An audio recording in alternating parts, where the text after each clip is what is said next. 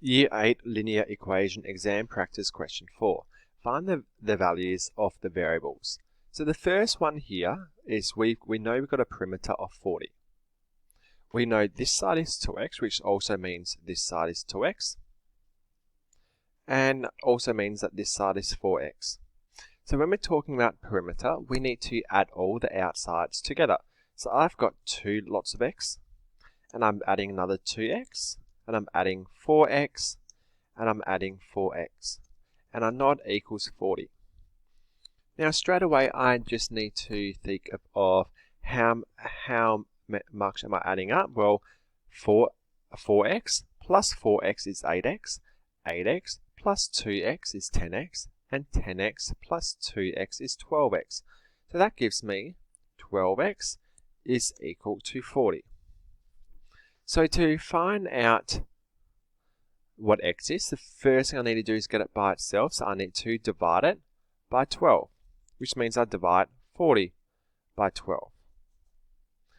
So if that means I'm left with x, so I'm left with x, and that equals, and then I go to 40 divided by 12, 24, 36, so that's 3, and 4 left over 12. I know 4 over 12 is the same as me saying 1 over 3. So let's look at my next one. Now we've again got 2 variables, but we do realize that our width of our rectangle are equal and our length are equal.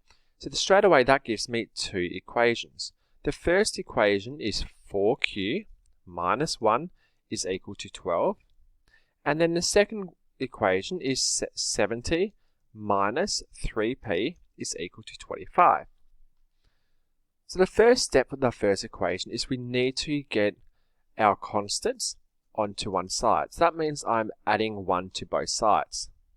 That gives me the equation of 4q is equal to 13.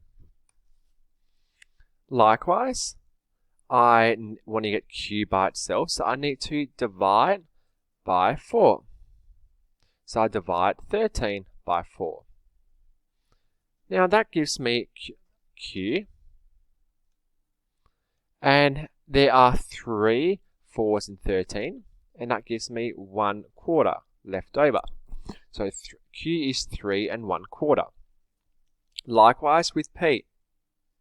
First thing I'm going to do here is to get my constant to one side, which means I am going to take 70 on both sides. And that's because that 70 that we have there is plus 70. So to get rid of plus 70, we need to minus. Now that leaves me with negative 3p is equal to negative 45.